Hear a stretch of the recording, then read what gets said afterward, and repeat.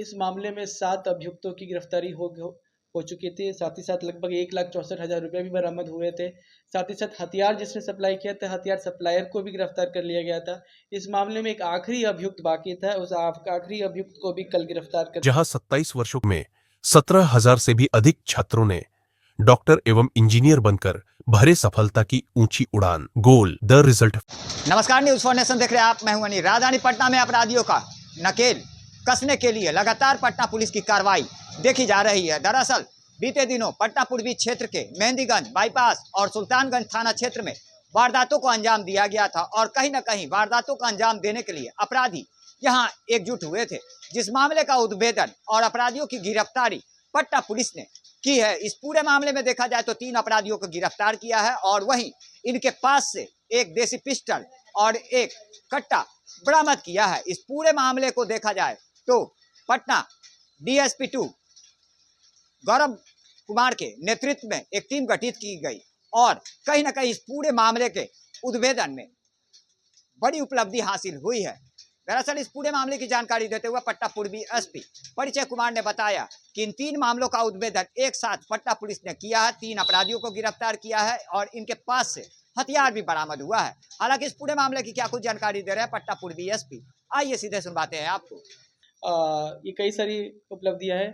हर मामले में अभियुक्त की गिरफ्तारी हुई है और कुछ बरामदगी भी हुई है और जितने भी अभियुक्त गिरफ्तार हुए हैं इन सभी का लंबा चौड़ा आपराधिक इतिहास भी रहा है। तो पहली उपलब्धि है बाईपास के थाने से। आपको पता होगा कि 30 जुलाई को एक वहाँ लूट की घटना हुई थी। सिटी मॉल के एक कर्मचारी से लगभग 6,36,000 रुपये लूट लिए गए थे।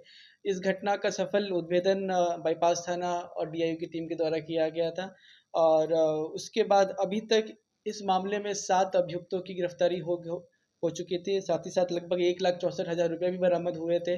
साथ ही साथ हथियार जिसने सप्लाई किया था, हथियार सप्लायर को भी गिरफ्तार कर लिया गया था।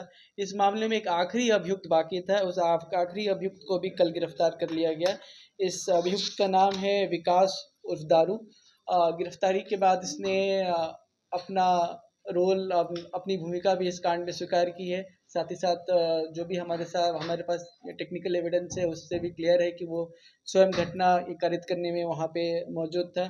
साथ ही साथ इसकी निशानदेही पे एक लोडेड देसी कट्टा भी बरामद किया गया है।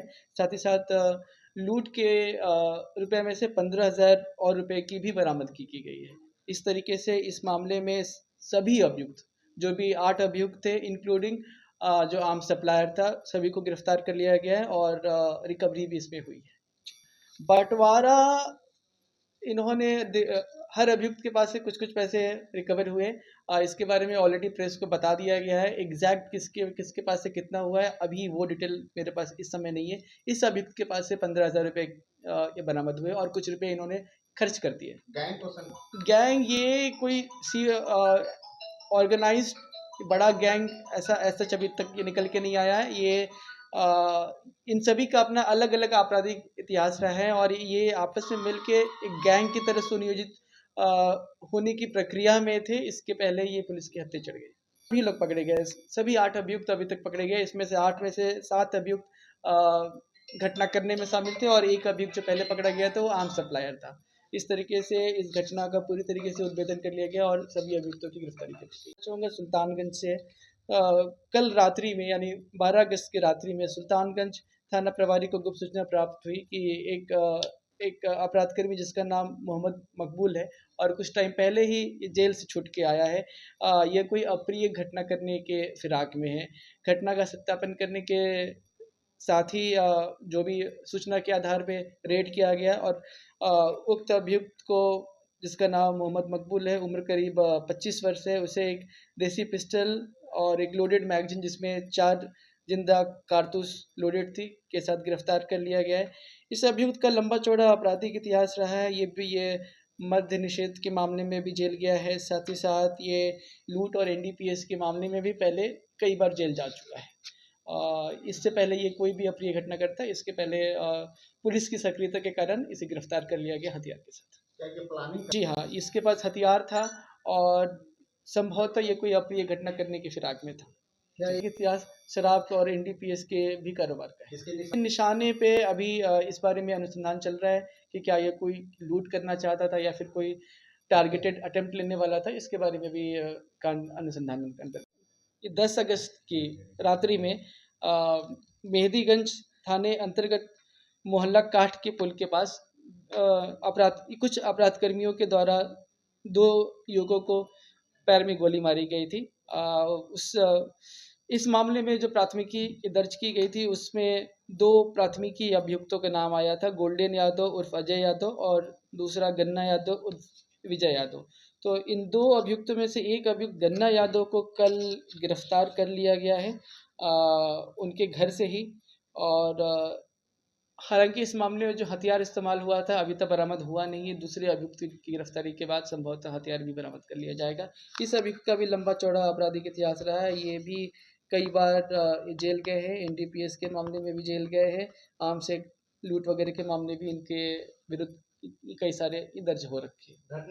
घटना का ये कारण जो अभी तक पता चला है कि इनका आपसी विवाद था। उस दिन पुलिस के द्वारा शराब की सूचना को लेकर रेड की गई थी, शराब की बरामदगी भी की गई थी। उसी बात को लेकर ये वाद विवाद हुआ था। संभवतः इन लोगों ने आपस में पीने के लिए कहीं से शराब लेकर आए थे। उसी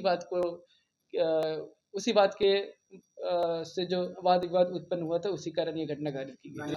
गोली गोल्डन यादव और गन्ना यादव इन दोनों के द्वारा ही चलाई गई। एनडीपीएस का इनके विरुद्ध पास्ट में कांड दर्ज है। शराब का कोई कांड दर्ज नहीं है, बट पॉसिबल है कि ये शराब का भी व्यवहार करते हैं। विवाद में इन्होंने गोली चलाई। विवाद इस बात को लेकर था कि आखिर पुलिस को सूचना किसने दी, ताकि उनका जो भी शराब पीने वगैरह का जो प्लान उनका पुलिस की कार्रवाई कारण चौपट हुआ। तो पहले ये लोग शराब पार्टी करने वाले थे। पूरी तरीके से सत्यापन नहीं हो पाया है। अन्य अभियुक्त जो है गोल्डन यादव, उसकी गिरफ्तारी के बाद मामला और ज़्यादा क्लियर होगा। परिनरवा वाले मामले में हमारी टीम लगी हुई है, कुछ नाम भी निकल के आए, प्राथमिकी अभियुक्त भी है। हम सभी की गिरफ्तारी हेतु छापेमारी भी कर रहे हैं। जैसे कुछ कंक्रीट निकल के आएगा आपको बताया जाएगा। उसमें थानेदार ऐसा कुछ भी होगा तो इसका आदेश निर्गत हो जाएगा और आपको सूचित कर दिया जाएगा। तो जाहिर सी बात है, अपराधियों पे नकेल कसने की कार्रवाइयां पटना पुलिस की लगातार जारी है। और इसी कड़ी में एक बार फिर से पटना पुलिस को बड़ी उपलब्धि मिली है, जहां घटना को अंजाम देने से पहले अपराधी पुलिस के हत्थे लगे हैं, तो वहीं घटना को अंजाम देने के बाद फरार अपराधी को पटना पुलिस ने गिरफ्तार किया है। लगातार हमारी छोटी बड़ी खबरों से अपडेट रहने के लिए देखते रहें न्यूज़ फाउंडेशन।